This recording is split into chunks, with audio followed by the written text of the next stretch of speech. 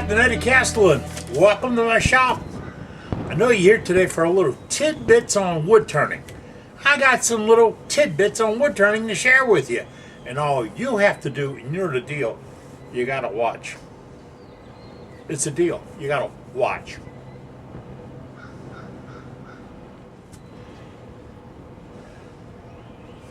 Hey, I'm in New Orleans, far enough out that they can't shoot me at Mardi Gras. That's kind of an inside joke around here. I've never missed a Mardi Gras parade. It's been 30 years since I've seen one, but I've never missed one. It's just, wow, people, drunks. All right, it's enough. But if you're down this way and you want to stop in and visit, come on by. All you do is give me a call and let me know you're in town, and we'll work out some way for you to come stop and visit. I think one guy came in for a cruise and we missed one connection, and we'll catch him another time. But I'm here, and if you ever need me, just come get me. I get a lot back from what I give to you. I really do. And I got to say, there's some other folks that do that in this business. The business of wood turning, the lifestyle of wood turning, the hobby, the habit, the obsession, wait, this sounds like my doctor talking here. A lot of folks do this, and I got to tell you that I'm watching more and more and more. The heroes are going away, and the guys that want to tell you how to honestly do it and be safe are still out there. And I got to give credence to them. They're really good. I mean, the other day I sat and watched Lyle Jameson. Lyle Jameson has got a video program. And hey, if you're a wood turning club and you're looking to get a great demonstrator in, but not, then you want Lyle Jameson. Why? Because Lyle can do it from his shop up in some places in the northern west portions of that's way up there in Michigan. Ron can do it, Lyle can do it from there and put it in your club by way of the communicator. Yes, the telephone. Or the internet. But Lyle's a good teacher. He really is. He's got a real basic, he's got the idea, the thinkables on how to do things. And I got to say, it works out really good. I enjoy, every year I go to SWAT. SWAT is the Southwest Association of Turners, SWAT. Their website is swatturners.org.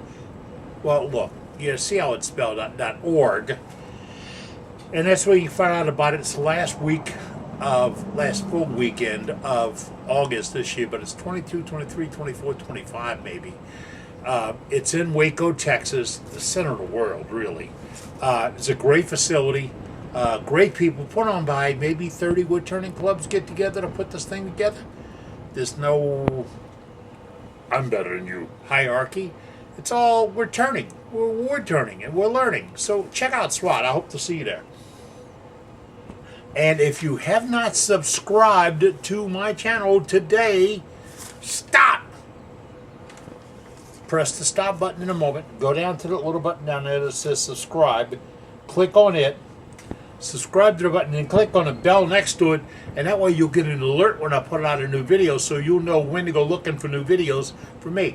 And it's all for the direct, low down, bottom line cost of free. There are no paid commercials in my spots. I'm the only one. Big Eye Productions. We market and sell cutters, templates, bars, Longworth chucks. I don't have a shopping list here, but that's a lot of stuff we sell on EddieCastellan.com.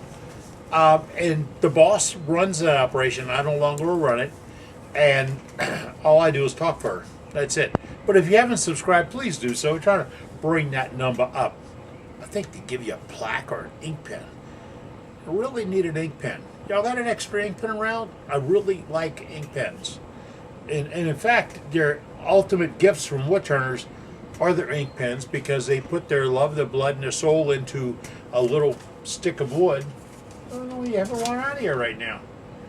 And it's theirs. They made it. There's no two alike. God took care of that. And they send you this ink pen, and it's got graffiti on it, it's got hand turning on it, it's a kit, it's odd, it's no kit, it's pencils, I collect them. I've got a box full of them on the desk. I use them every day. I joke about the Bic refills. We use the Bic refills for the shop-made pens, which I've got a box in today from a guy to do some black walnut pens, stick pens, and I need to go find those Bic refills at Wally World or Sammy's Club and get me a 100 or so of those pens so I can go back to spending these pens out. I really, really love turning that. It's a thing you can go to a party or a function and give away 25 or 30 pens, and you've given away $4, $5, plus your love, your sweat, your tears. Hey, nothing better than that. I mean, hey, and everybody loves it. We got a project coming up. I'm going to use a threaded ring. We did this thing the other day, a while back. We showed you a box with a slider on top. All right, did it on with a jam chuck and a vacuum chuck and a couple other ways to hold things. Well, now we're going to do one using some wood and put a threaded insert in it, threaded, mechanically threaded, not the one where I showed you how to thread, because that got big time review. I mean, you guys know you can do this and it's really simple. And once you screw up some wood and learn how, so don't wait until you're actually going to do the finished piece. Practice first, and then you know what you're doing, and you kind of get a feel for it. But back to the metal threaded thing, I found the source one time, Lee Valley Vertas, or one of those places, and I'll find that before we do the project. And another guy named Rick, who make these rings that you can do urns, jars, jewelry boxes, all these things, these brass and bronze rings that you can fit down into your wood, and it leaves no sign. You don't see any sign of it. It's perfect. We're going to do a project working with that. We'll return some more stoppers. It's coming up on a time of year when we all have something to celebrate. St. Joseph's Day, Lundi Gras, Mardi Gras, St. Patrick's Day, St. Easter's Day. It's not a saint? Okay. But wine comes out, and in some parts of this world, not in South Louisiana, people drink wine and then they cork it and save it till later. We drink it all. You put a cork in it, it's really nice. And I'm going to show you how to do this 2, maybe 3 ways. Okay? One is I'm going to use Ruth Niles stainless steel bottle stoppers. Both the V's and the ones that stand up for display. The ones that stand up for display are the ultimate way to sell a bottle stopper at a trade show or a craft show or a art show or a whatever, if you're selling your work. Why? You don't have to have a display for them. They stand up on their own. There it is. You know, I worked one time to sell bottle stoppers. I worked the whole weekend to build a revolving display so people would see the bottle stoppers moving, and they broke the display the first day because it said do not touch, and of course people had to say, oh, I can grab that. Yep. But we're going to use Ruth Niles stainless steel stoppers, but that's like $4 or $5 a pop to get those stoppers. All right, if you're going to give a bunch away, can you afford to give away $4 or $5? Most of us can't. So we're looking to do something less expensive. So we're going to do some bottle stoppers using 3/8-inch hardwood dowels. Don't go to Home Depot and get your dowel yet. We'll talk about that when we do it. And floor corks, Florcork, floor corks. If I put the floor cork and the dowel together, it's under $1, really. And you can make it and change it and have fun with it, and you can do it in your profile jaws. You don't need a spigot jaw, but we're going to use the spigot jaw. Why? Because we can. And we're going to use Ruth Niles' mandrel because we can. And we're going to use this because we can. And maybe we'll use a block of wood with some tape on it because we can. There's so many variations to this, so many things you can do to change what you're doing to make it easier. I mean, take a look at this. For months, I've had all this junk piled up here on top of my lathe. All this stuff. I got rods, drill bits. I got all kinds of things. And they've all been in this little basket on the top of the lathe that just sits here, and it's got a couple of magnets to keep it generally in the area. But I'm thinking about cleaning up the lathe and polishing off, and I said, what am I going to do with that while I'm doing this? So I did this. Take a look at it. I can't get your camera over here. I made this tool rack the other day out of 1/4-inch plate steel and drilled it out, and now I can put my key for my chuck, my knockout rod for my revolving center, my dum-dum bars, my wrench for my one-way tools, and if it's all the tools, a lot of people's shop-built tools use that same metric Allen wrench. And I'm drilling it out now to hold a couple of number 2 Morse taper bits, or a live center and a spindle center and other centers that I use. These are all here, so they're handy when I need them, but it wasn't working. And I kind of look like, don't take offense, I look like a redneck's dashboard. I mean, I had everything here. I didn't offend anybody, right? Y'all know what I'm talking about. Okay, I had everything here, and I love these rare earth magnets where I put there's the center for my lathe, and my center, it steps in. I got the little tabs, and I got a little center, and all that stuff can go to that steel plate. And I made that up. I might have an hour in it, but I brought it because we're making some changes around, and I was allowed this week to go back to welding. Lightweight. All right, I'm allowed to weld a little. Didn't lose the old trucks. Hey, I got it. Looks like I chewed the gum and put it on it. No, I got 2 great lines of bead on it and one filling it. Make grinders for it. Okay, so we made that little rack to put it over there. Think about that in your shop. If you're using the same thing over and over and over and over again, get it convenient and get it where it won't roll off onto the floor. There's things down there on that floor that have been there since I moved in. I ain't going down to get them. I'm working on a tool rack that'll go with me when I want to do demonstrations or go to a class. I'm going to a class next week with a guy, Mark Soleil, on wood slicing. Yeah, I still go to wood turning classes. I'm still learning how to use hands and get back to the things I used to be able to do. I lost some of that after the stroke, but I'm trying to get it back. And I'm hoping Mark will help me with tool presentation. I, like you, are having a little problem with it. Yeah. And we're going to talk about that when we do a little project in a minute. So we're going to do that. We're going to use a collar chuck. And when we do this little jar thing, we're going to talk about uphill and downhill cutting. I get a lot of calls. Thanks. I do not object to this. I get a lot of calls. My phone rings 24/7. And it's a guy that'll call. He called today. Eddie, I got a chance to buy a Grizzly lathe. What do you think I should do?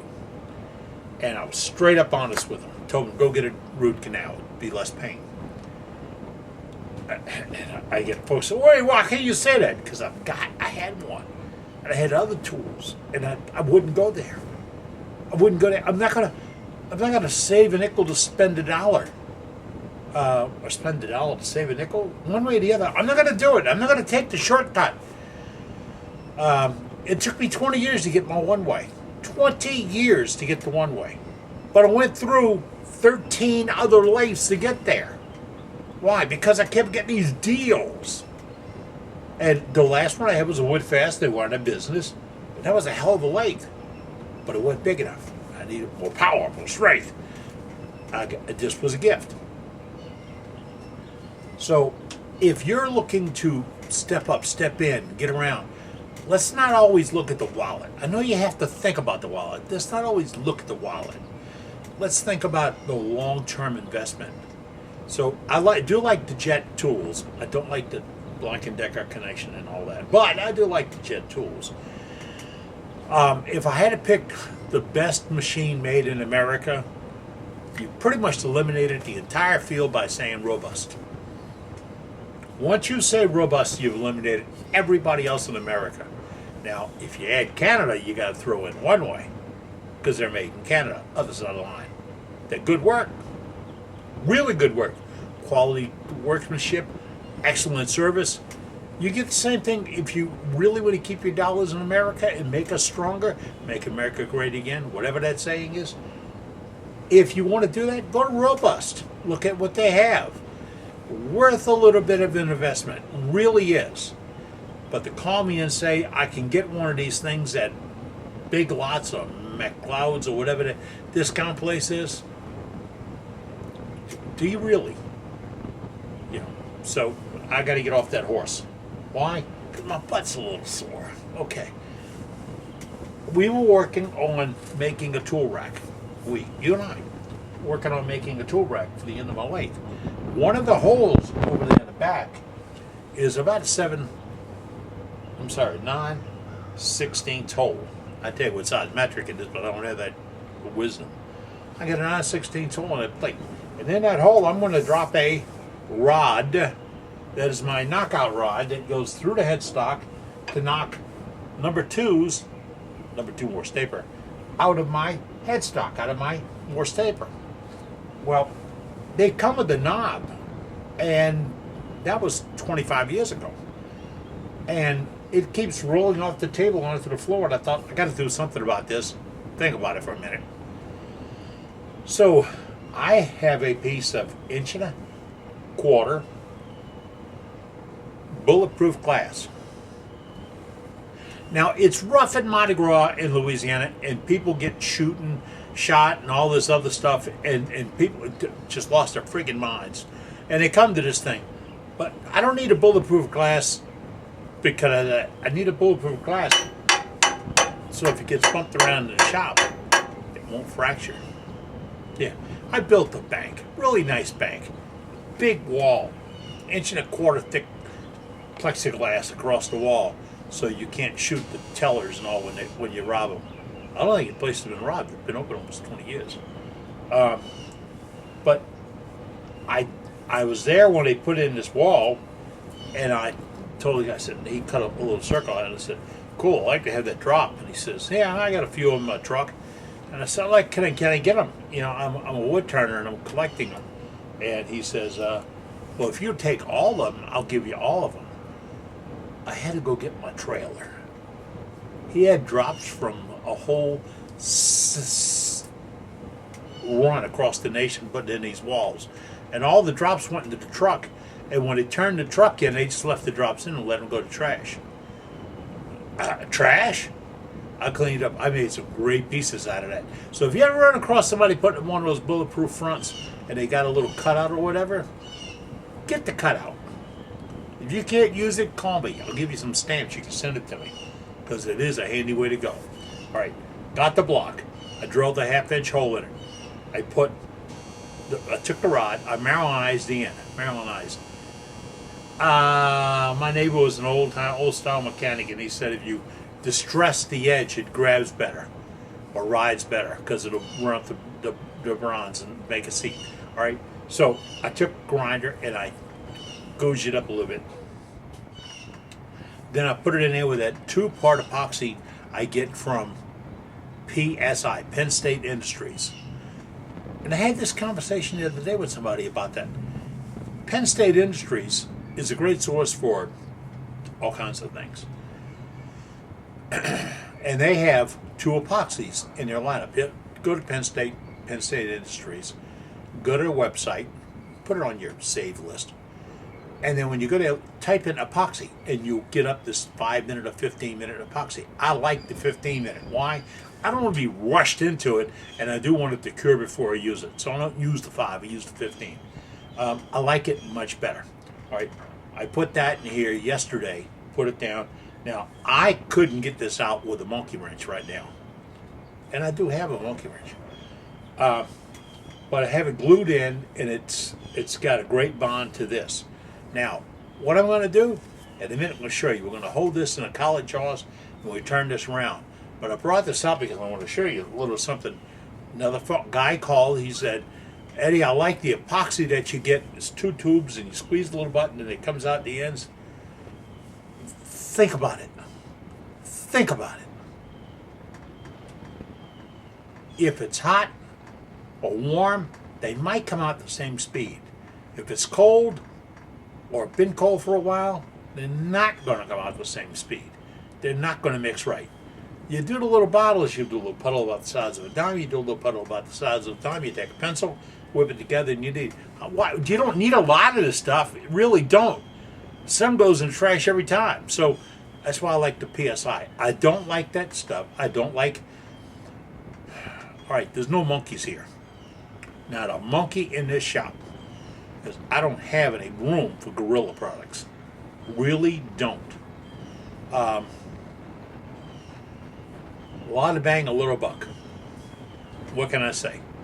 So I don't like all those magical glues. This is good old-fashioned epoxy. Old-fashioned. All right, I put it in, and I want to turn this thing.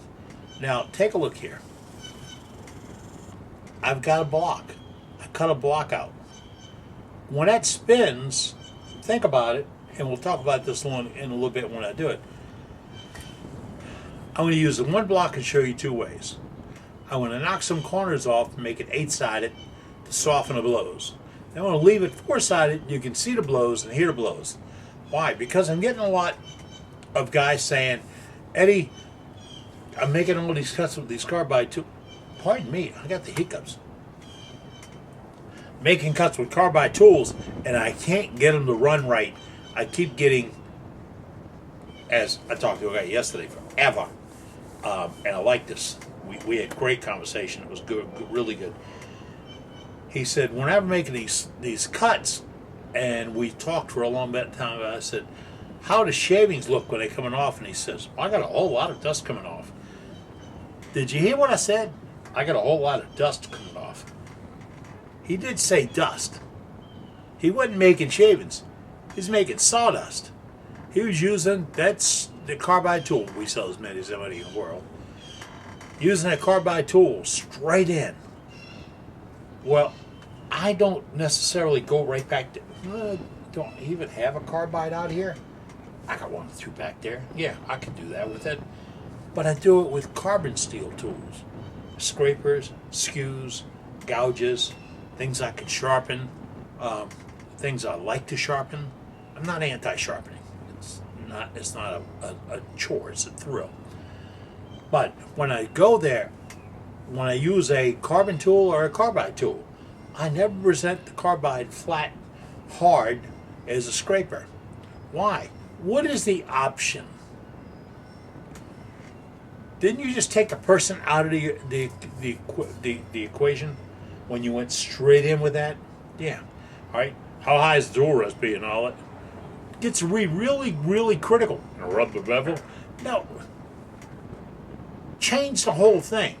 I want to cut this to this plastic in a few minutes. I'm going to show you how getting up on the shoulder, and it should be getting up on the shoulder, will make any scraper run better. Really can. And I've seen some of the best ornamental turners in the world whoop out 2 scrapers out their back pocket and turn a completed bowl better than you will sand one and it was all scraped. So hey, got a minute? I'm going to chuck this thing up. We're going to cut it. Yeah, we got to start making shavings. We really do. Okay, I'm setting things up to get started. I'm real nut about holding pieces. I have this in my revolving, my one-way strong hold chuck with number 1 profile jaws.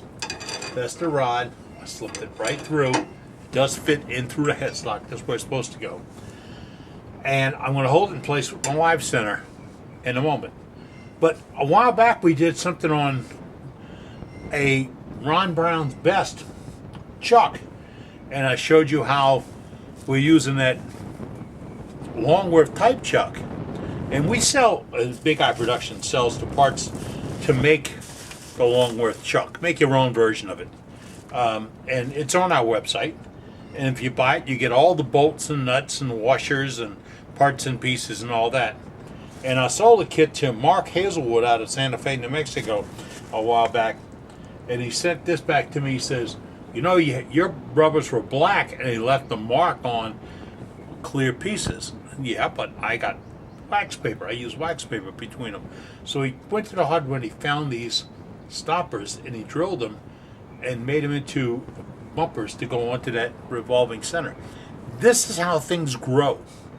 This is it. My centers were soft and black, pre-drilled, and worked out really nice. And Mark went to work and he found a different version. You can do the same thing too. And in fact, we don't sell plywood. The template on cutting it out is on our website. We don't provide any printed information with our stuff. But if you make one and you like it, well, look, here's the picture of ours. Look at this, is quality stuff. He made it, he sanded out all these grooves and all to get it to run right. I had one in the shop here forever, and it got wet when I was ill, and I didn't get it dried out, and it warped a little bit, so out it went. And I got the Ron Brown's Best as a gift, and I use that, and I'm going to make me another one as soon as I'm permitted to use the router.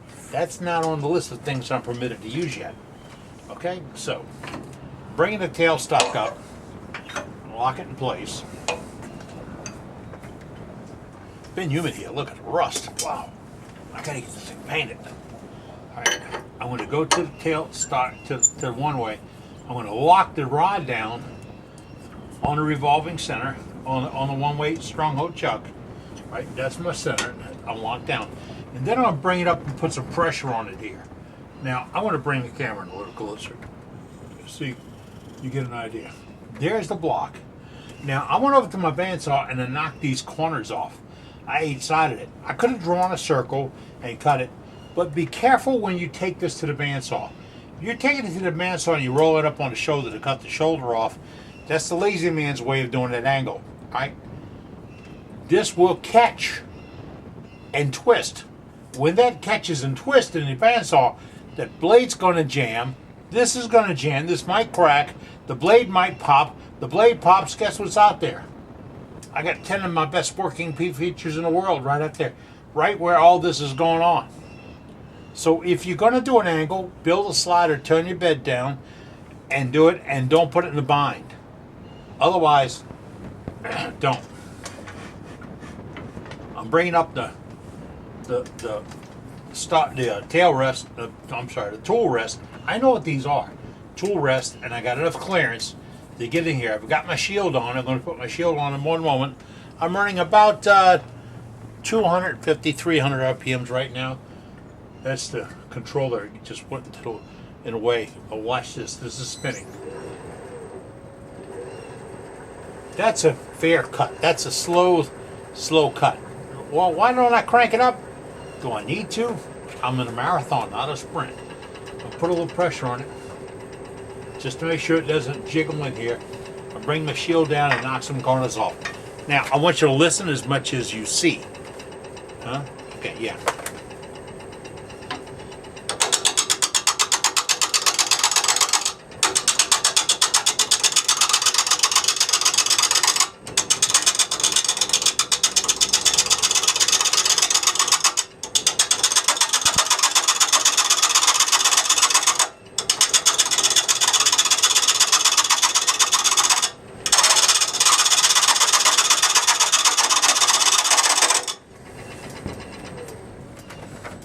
What you heard is my roughing gouge, a 3/4 inch roughing gouge. I think that's the size of it.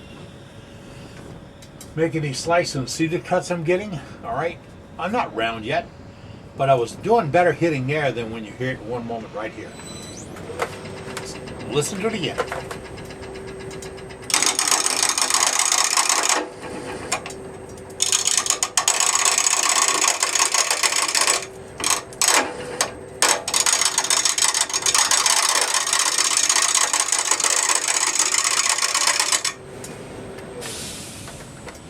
I didn't 8-side this part back here.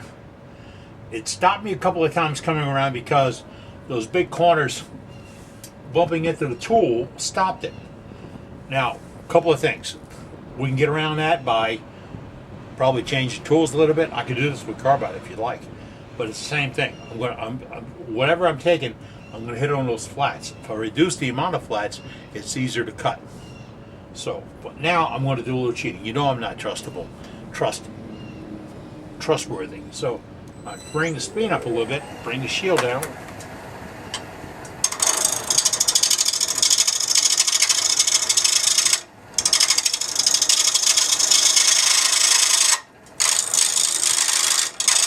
You just heard it was easier to cut it.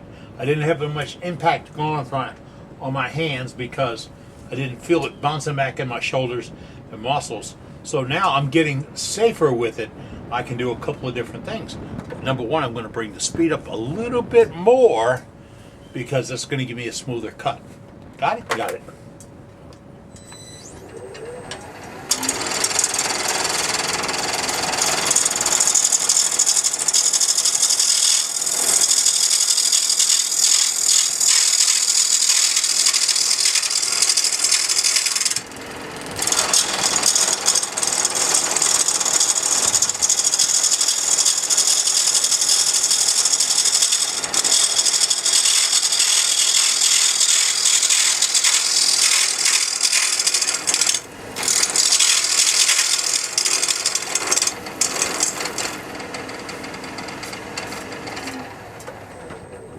Now, pecking away at it, why? Because you can eat an elephant with a little bit of spoon. You really can. I don't need to hoss this thing down. And I'm not getting a lot of tears. I'm still slicing wood, which is critical. Slicing wood.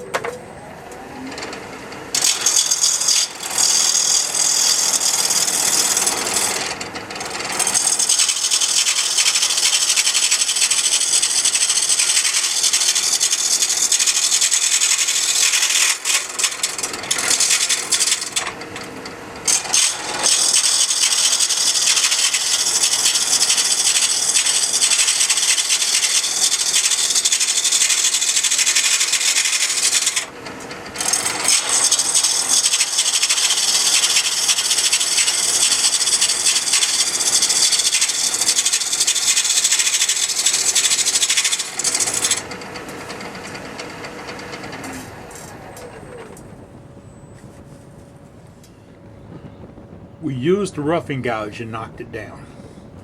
It's round now. A few tears over here. I got a little aggressive with the roughing gouge. And I needed to stop and sharpen it. And I didn't. If I'd stopped an eighth of an inch away and sharpened it, I'd have a clear as a bell cut on this. But I didn't. So I took a shortcut. That shortcut cost me a little bit. So I'm going to reset my tool rest a little bit while the machine is stopped. I got everything locked down tight so nothing moves. I have some options here. I can go in with my carbide tools or my gouges and stuff and do a little dip and artwork and all. Oh, well, let's do a little bit of that and then we'll continue on. Okay, all right. We're going to go to a 3/8 inch. So we got here. We got a 3/8 inch bowl gouge with an Ellsworth type cut on it. See that little gouge? That's an Ellsworth Adversaria grind. Ellsworth is the one on top. Adversaria heavy, remove the back to go through cuts a little bit better. Shields up.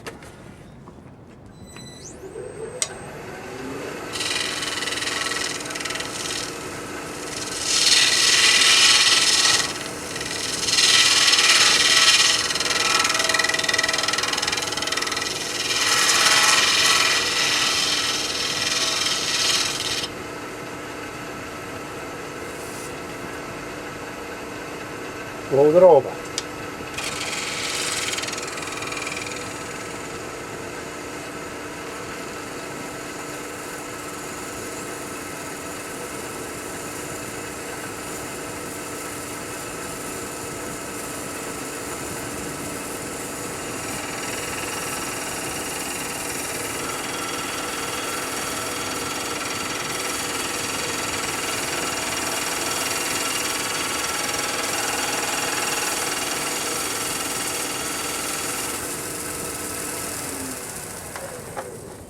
I rolled over and riding a bevel, and can you perceive what the cut on that is? Can you get it? Get in there and look at it. You see the cut? I'm taking an eighth of an inch off of this. That's the thickness of a stick rule. That's an eighth of an inch. I'm rolling that down. I still got some tears on the end over here I'm going to fix. But right here where I'm coming through, and this is clear. It's transparent in this area. That's what I'm looking to do. If I tried to do this with a coarse tool or a heavier tool, I might remove more material and get it out the way. But what damage am I going to do to the material? This way, I'm slicing this out the way rather than dragging it out the way. I'll show you the difference right here. Here we go. Straight in, flat.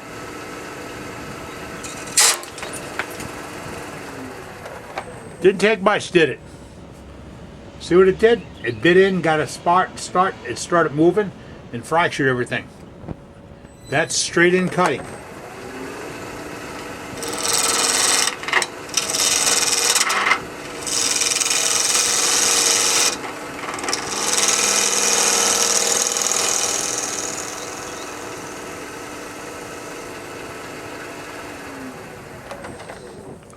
Remember, it's a marathon, not a sprint. Took a second more, and we did it much. I got to go back and fix that little damage right there. But that's a slice. We can get past that.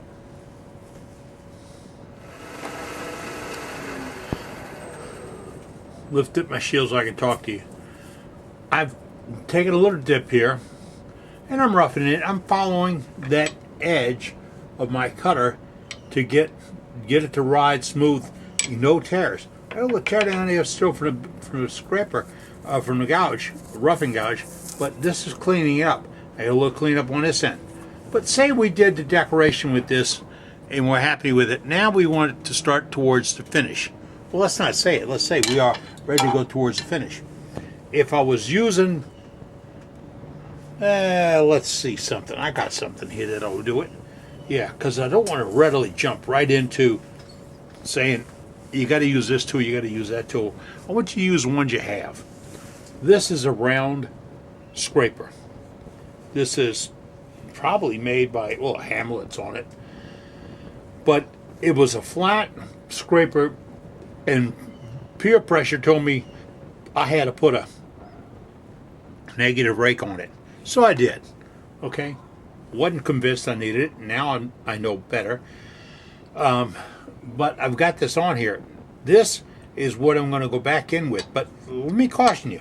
If I put this flat on the tool rest right now, look, see it? You hear it? I'm running flat on the tool rest, and I go in there and make these cuts. Remember what happened when I got right here with that other tool and hit the gouge straight in? I tore it up. Well, this is going to do that tearing on a whole new scale. So watch out. I'm going to cheat and get around it. We'll go there. I want to show you something about that edge. Can I get it? The camera right?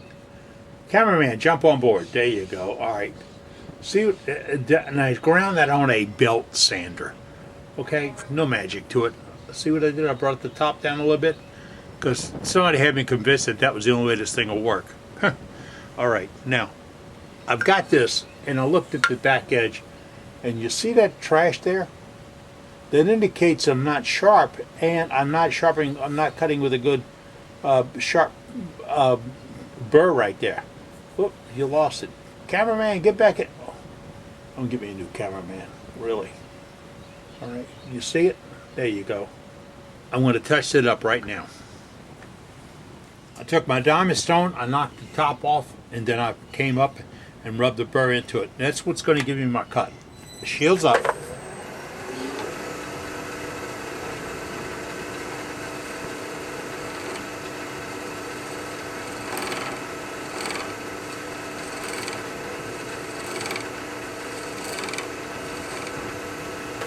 Oh, did you catch how I'm eating? I guess I explained to you what I'm doing. Tool is not flat. I'm up on the shoulder. See the rounded shoulders on the back? Now I brought it out today to show you. It's here. Can you get over here? This is a scraper made by Delta. There you go. Right at one of those kits. And this is going to become something else in a couple of days.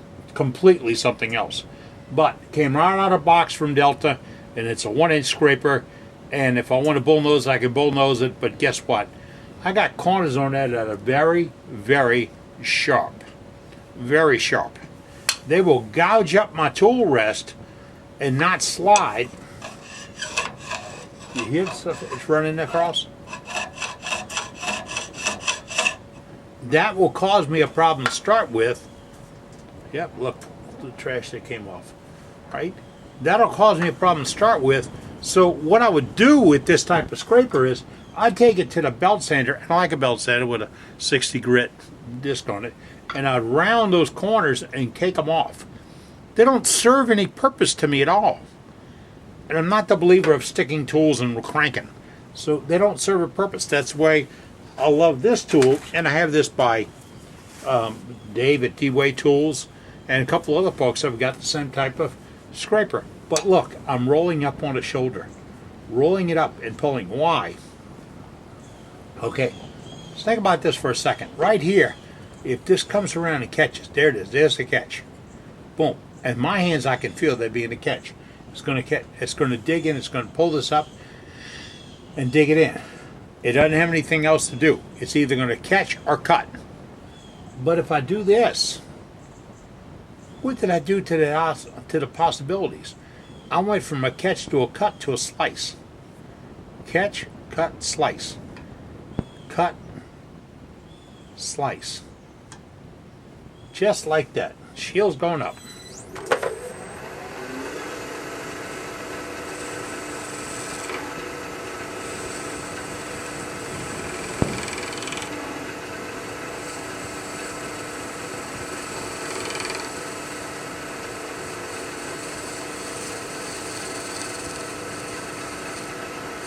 Few passes with about a 220 grit, and I took those little notches off. Those notches will go up here. They'll show right up on this work because those are hesitation points. And if I'm riding across them and I get a hesitation, hesitation's going to be up here too. Now, this is a regular.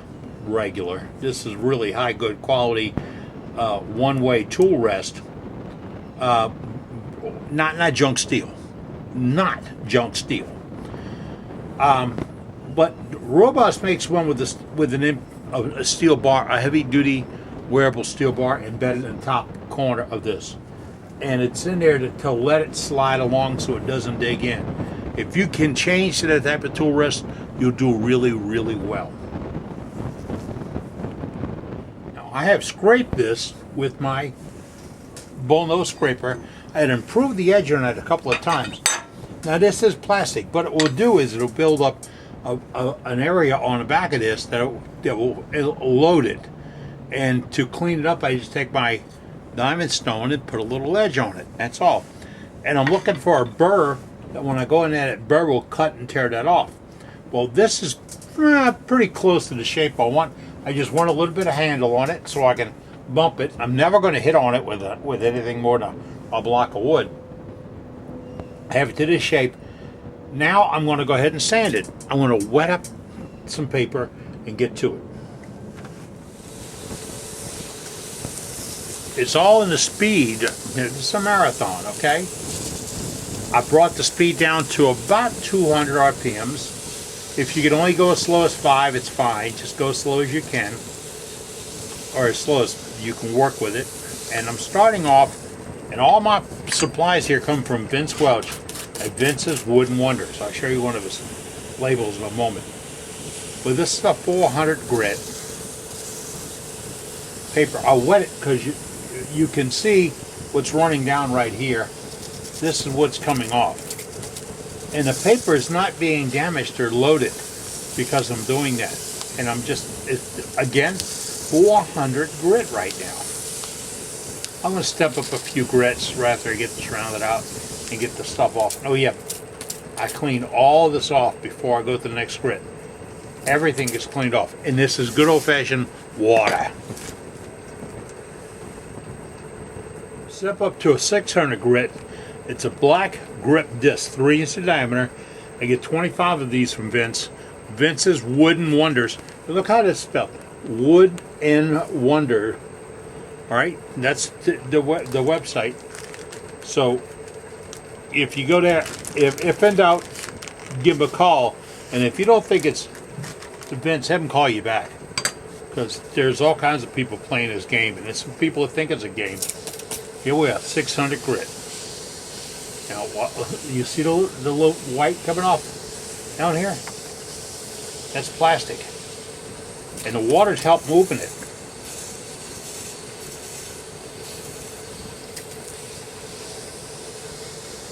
I didn't finish that cap. Why? Because right now I want to stay between centers. In a minute I can come back and knock that off and clean it up. Give me a reference point on it. And this is 600 grit. You're not going to believe the difference. I'm going to change over to 800, but take a look. I just washed all the stuff off. Why?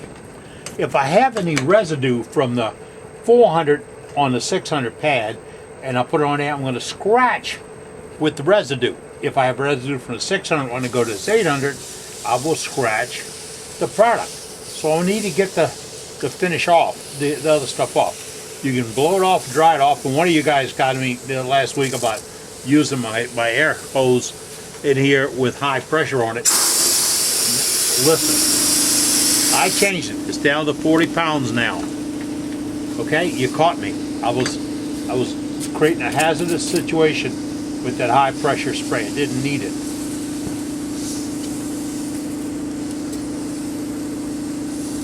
Now 800, let's step up a few notches.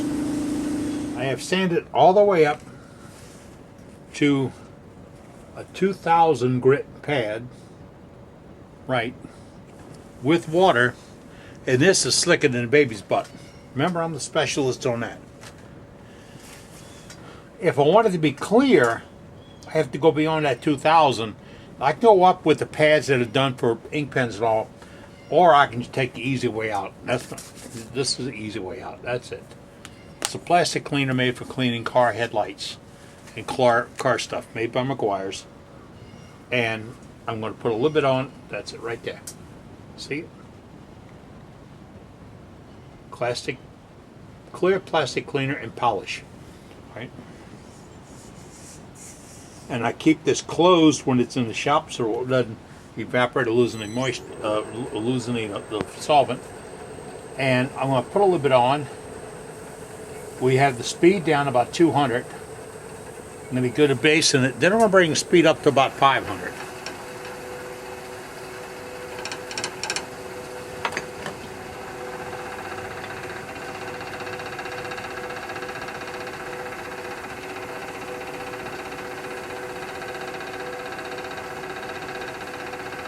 We could do this with a white diamond polish. We can do this with a fine lapping compound, a fine buffing compound. Remember, all this is doing is generating heat to smooth this out. No polish, all right? Just going to stop it. Now we can see through it. I can see my dirty fingernail on the other side of that. See it? And that's not even polished out. Still has residue on it from the polish. I'm going to take that off right now.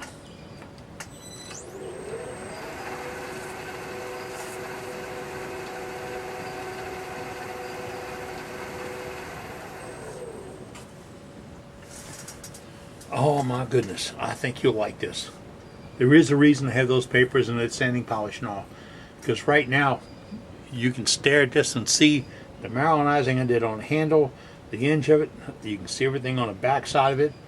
That would make a pretty good, whatever you want to make out of it. I made a stopper, I made a knock the handle out of it. That's what we're here for. Well, there you have it. I know. All we did was a little knockout rod. No, we didn't. We mounted a piece of bulletproof glass. We shaped it with a roughing gouge or a scraper. And then we fine-tuned it with a 3/8 inch tool using rubbing the bevel so I can do tear cuts. I did slices. And then we wet sanded it. And I like the wet sanding thing because my paper will last forever wet sanding. Really. I know Vince Welch probably hates that, but if you wet sand, you get the right paper and you wet sand with it, you're going to love it. You won't go back to anything else. And there's no dust. All right. Then we polish it off with some plastics from McGuire's. Simple little project, right? No, it's a complex project. done using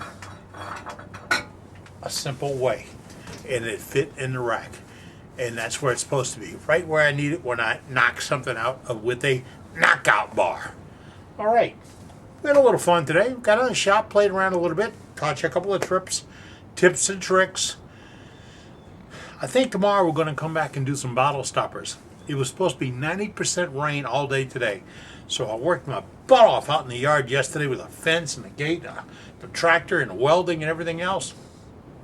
Thinking I couldn't do anything. The weather's so thick you can hit it with a knife, but no rain. I'll get out there real soon. But right now I got to clean up a little bit of the mess. Got to get some shavings out the way. It's almost time for din-din. And I know what it's time for. It's time to get out in your shop, and start making shavings. Making shavings. That's what you do in your shop. Thank you for visiting today. Hope to see you again real soon.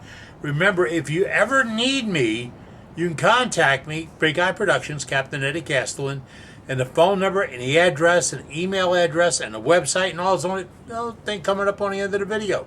And if you haven't subscribed, please subscribe. I want to win that ink pen. And well, tell you what, send me one of your ink pens and I won't need that one. Hey, it's all right. You take care. Be good. You're a woodturner. Listen to who I'm telling. Be good.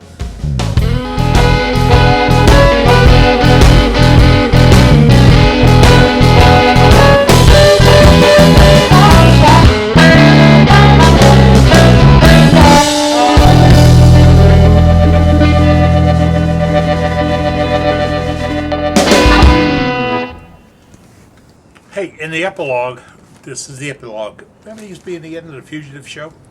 The epilogue? These are the pads that I use for plastic.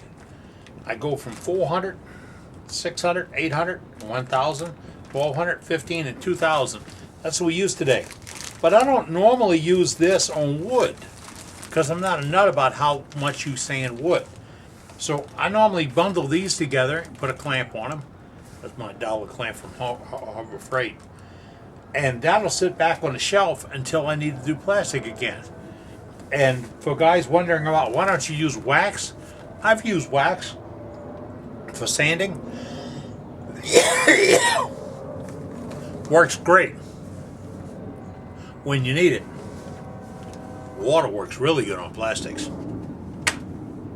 But remember, speed and heat buildup is your enemy when you're finishing fine plastics and corian and anything that is malleable or will concede to the heat. Don't run the speed up, run the speed down. A